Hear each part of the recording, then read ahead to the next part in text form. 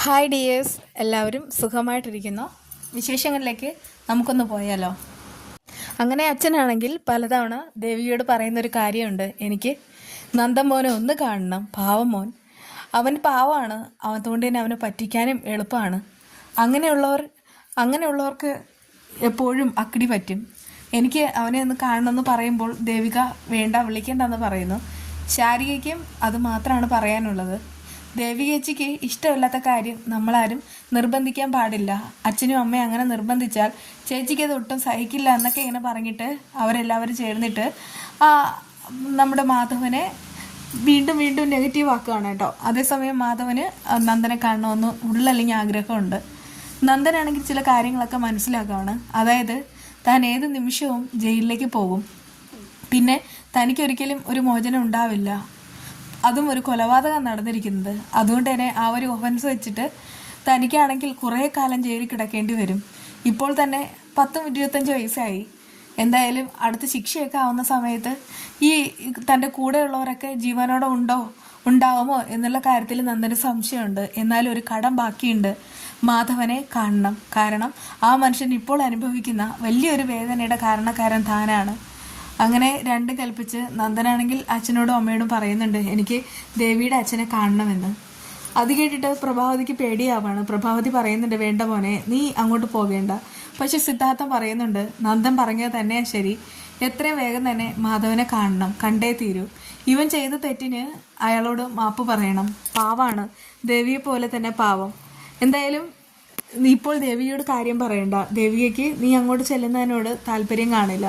അത് കേട്ടിട്ട് നന്ദൻ സങ്കടമാവാണ്. എന്നിട്ട് പറയുന്നുണ്ട്, അതൊക്കെ എനിക്കറിയാമെന്നേ, പക്ഷെ എനിക്ക് അങ്കിളിനെ കാണണം, കണ്ടേ തീരൂ. അങ്ങനെ രണ്ടും കൽപ്പിച്ച് നന്ദനാണെങ്കിൽ അവിടേക്ക് ചെല്ലുകയാണ് കേട്ടോ. ആ സമയത്ത് ശാരികയുണ്ട്. എന്തിനാ നന്ദേട്ടൻ ഇവിടെ വന്നതെന്നൊക്കെ ദേഷ്യത്തിൽ ചോദിക്കുന്നുണ്ട്. ആ സമയത്ത് നന്ദൻ പറയുന്നുണ്ട്, എനിക്കൊന്ന് അച്ഛനെ കാണണം. ഏതച്ഛനെ? ഞങ്ങളുടെ അച്ഛനെ ആണെങ്കിൽ കാണണ്ട, ദേവികേച്ചിക്കാണെങ്കിൽ ഇഷ്ടമില്ല. എനിക്കതൊക്കെ അറിയാം. എന്തായാലും ഞാനൊരു വഴിപോക്കനായിട്ട് മാത്രം കണ്ടാൽ മതി, അല്ലെങ്കിൽ ഒരു പരിചയക്കാരൻ. എനിക്ക് അച്ഛനെ കാണണം, കാണാതെ ഞാൻ പോകില്ല. ആ സമയത്ത് അങ്ങോട്ട് രാധികയും വരികയാണ്. അങ്ങനെ നന്ദനെ കാണുന്ന സമയത്ത് അവർക്കാണെങ്കിൽ ഭയങ്കരമായിട്ട് ഒരു സന്തോഷം ഉണ്ടാവുന്നു. കാരണം മാധവൻ കുറച്ച് കാലമായിട്ട് ഈ നന്ദൻ്റെ കാര്യം പറയുന്നുണ്ടല്ലോ, ആ മോനെ വരുമെന്നൊക്കെ പറഞ്ഞിട്ട് കൊണ്ടുപോവാണേ.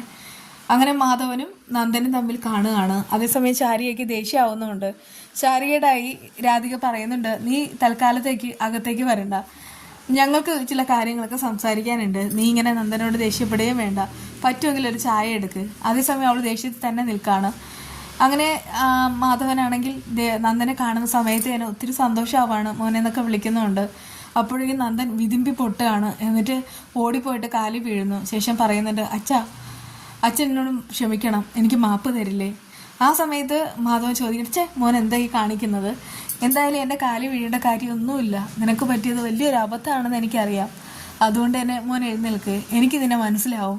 എന്നാലും ഞാൻ കാരണം അച്ഛൻ്റെ എന്തെല്ലാം നഷ്ടമായി. അച്ഛനാണെങ്കിൽ മര്യാദയ്ക്ക് ജോലി ചെയ്ത് ജീവിച്ച ആളല്ലേ.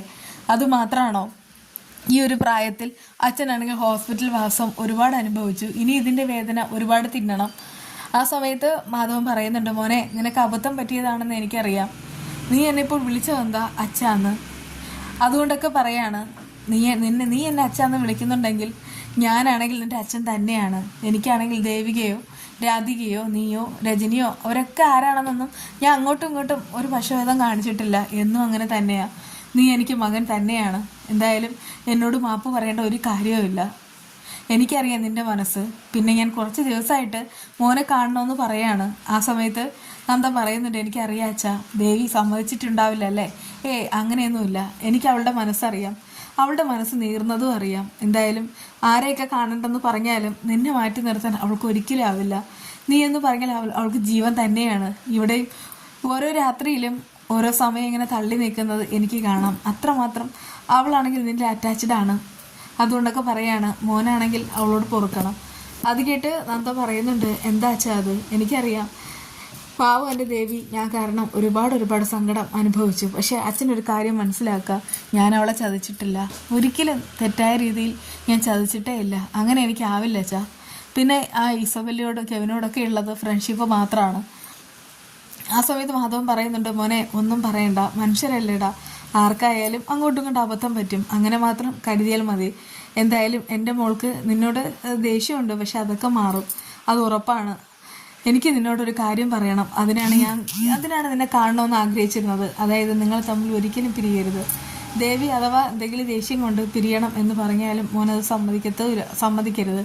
അതേസമയം നന്ദ മനസ്സിൽ പറയുന്നുണ്ട്, എൻ്റെ ഈശ്വര, ഞാൻ ചെയ്ത കുറ്റവും ഞാൻ ജയിലിലേക്ക് പോകുന്ന കാര്യങ്ങളെല്ലാം ഈ അച്ഛൻ എങ്ങനെ പറഞ്ഞ് മനസ്സിലാക്കും?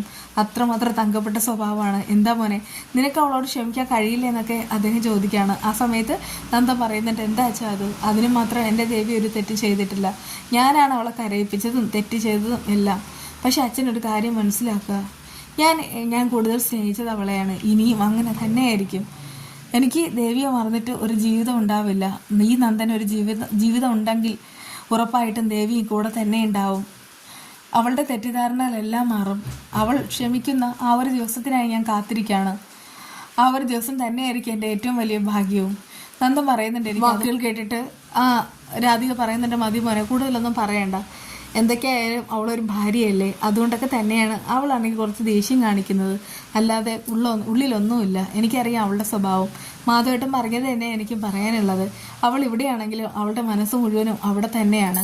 നിങ്ങളുടെ കാര്യം തന്നെ അവളുടെ മനസ്സിലുള്ളത്. പക്ഷെ ഞങ്ങളോട് അധികം ഒന്നും സംസാരിക്കാറില്ലെങ്കിലും അവളുടെ അനിയത്തിയോട് എല്ലാ കാര്യവും തുറന്നു പറയും. ആ സമയത്ത് നന്ദ ചോദിക്കുകയാണ്, ശാരികയ്ക്കും എന്നോട് ദേഷ്യമായല്ലേ? അവളുടെ സ്വഭാവം അറിയില്ലേ? മനസ്സിലൊന്നും വെച്ചുകൊണ്ടിരിക്കുന്ന സ്വഭാവമല്ലേ? എന്താണേലും അവൾ തുറന്നടിക്കും, അത്ര മാത്രമേ ഉള്ളൂ. എന്തായാലും മോൻ്റെ മനസ്സിലുള്ള ടെൻഷനെല്ലാം കളയണം. പഴയ നന്ദനായിട്ട് നിന്നെ ഞങ്ങൾക്ക് കാണണം. നിന്നെ കാണുമ്പോൾ തന്നെ ഞങ്ങൾക്ക് വല്ലാത്ത സങ്കടമാണ്. നന്ദൻ പറയുന്നുണ്ട്, പഴയ നന്ദനായിട്ട് എനിക്കറിയില്ല അമ്മേ, ഇനി അങ്ങനെ ഒരു പഴയ നന്ദൻ ഉണ്ടാവുമെന്ന്. അതായിട്ട് അവരൊക്കെ അമ്പരക്കണം. എന്നിട്ട് പറയുന്നുണ്ട്, ദേവിയുമായിട്ടുള്ള പ്രശ്നമെങ്കിൽ അത് തീരും, അത് ഉറപ്പാണ്. ദേവിക്ക് നിന്നെ മറന്നിട്ട് ജീവിക്കാനായിട്ട് കഴിയില്ല, എന്നും ഇവിടെ നിൽക്കാനും കഴിയില്ല. നോക്കിക്കോ, അവൾ മിക്കവാറും എനിക്ക് തോന്നുന്നത് ഉടൻ തന്നെ അവൾ എല്ലാം വാരിക്കെട്ടി തിരിച്ചങ്ങോട്ട് വരുമെന്നാ. ആ സമയത്ത് നന്ദൻ മനസ്സിൽ പറയുന്നുണ്ട്, അങ്ങനെ വന്നാലും പിന്നെ എൻ്റെ ദേവിക്ക് എന്നെ കാണാൻ കഴിയില്ലല്ലോ, ഞാൻ ജയിലിലായിരിക്കുമല്ലോ. ആ സമയത്ത് വിങ്ങി പൊട്ടി കരയുന്നുമുണ്ട്. എന്നിട്ട് പറയാണ്, ഞാൻ അച്ഛനോടോ അമ്മയോടോ ശാരിയോടോ ദേവിയോടോ ഒക്കെ ചെയ്ത തെറ്റുകൾക്ക് മാപ്പ് ചോദിക്കുകയാണ്. നിങ്ങളൊക്കെ എനിക്ക് തന്നത് വലിയൊരു സ്നേഹമാണ്. നിങ്ങളുടെയൊക്കെ നിറഞ്ഞ മനസ്സുള്ള സ്നേഹം, അതൊന്നും എനിക്കൊരിക്കലും ജീവിതത്തിൽ മറക്കാനും കഴിയില്ല. ഒരു മരണമൊഴി പോലെ നന്ദൻ അത് പറയുമ്പോൾ അവരൊക്കെ ആകെ അമ്പരം നോക്കി നിൽക്കുകയാണ്. എന്താ മോനെ, എന്ത് പറ്റി? മറ്റെന്തെങ്കിലും പ്രശ്നമുണ്ടോ? കാരണം ദേവിയും ഈ ശാരികയും കൂടെ രാത്രിയിൽ മാറി നിന്ന് സംസാരിക്കുന്നത് കാണാം. പക്ഷെ ഞങ്ങൾ അടുത്ത് ചെല്ലുന്ന സമയത്ത് അവർ രണ്ടുപേരും മറ്റെന്തെങ്കിലും വിഷയം സംസാരിക്കും. അതുകൊണ്ടാണ് ചോദിക്കണേ, മറ്റെന്തെങ്കിലും പ്രശ്നമുണ്ടോ? ആ സമയത്ത് നന്ദൻ്റെ മനസ്സ് ഋഷിയുടെ ആ ഒരു കാര്യം തുറന്ന് പറയാനായിട്ട് കൊതിക്കുകയാണ്. പക്ഷെ അങ്ങനെ പറയാനും പറ്റുന്നില്ല, അങ്ങനെ ഒരിക്കലും പറയാനും കഴിയില്ലല്ലോ. ആ നന്ദൻ പറയുന്നുണ്ട്, എന്തായാലും ദേവി വന്നാൽ എന്നെ ഇവിടെ കാണുമ്പോൾ ദേഷ്യമാവും, അതുകൊണ്ട് ഞാൻ പോവാണ്, ഞാൻ വന്നതായിട്ട് ഒന്നും പറയണ്ട എന്നൊക്കെ ഇങ്ങനെ പറഞ്ഞിട്ട് നന്ദൻ പോകുന്നുണ്ട്. പക്ഷെ പോകുന്നതിന് മുമ്പ് ഒരു ഉറപ്പ് കൊടുക്കുന്നുണ്ട്, നന്ദനൊരു ജീവിതം ഉണ്ടെങ്കിൽ കൂടെ ദേവിയും കാണും. അങ്ങനെ തന്നെയാണ് ഇനിയുള്ള ആ ഒരു നിമിഷങ്ങളും. വിശേഷമായി കാണാം.